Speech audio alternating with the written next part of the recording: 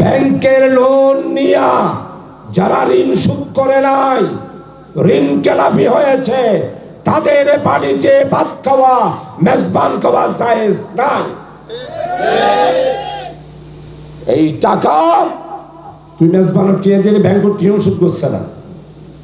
ওই টাকা তো আমার গরিবের মেহনতি মানুষের।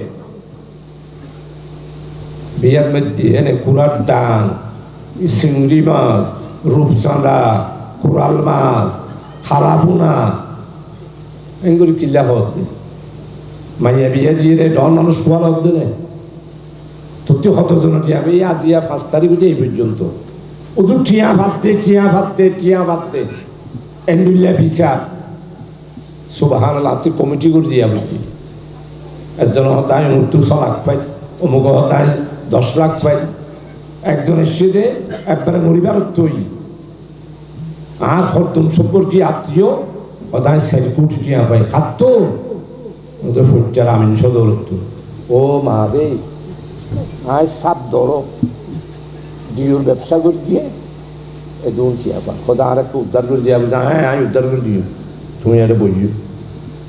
তাই কুতুয়ালি রুসিনে টেলিফোন করলে আজ এমনই হুমকি দিও মানুষের তো মরিবার তুই টিয়া দিলে দিতে হোক, নইলে দোয়ানদার বেগি নাই ফুড়ি বন্ধ করে দিন। আপনার ঋণ থাকবে আর জিওর বিয়ার মধ্যে কোটি টিয়া খরচ করিবে। এটা কোন সমাজ? এটা কোরআনী সমাজ নয়।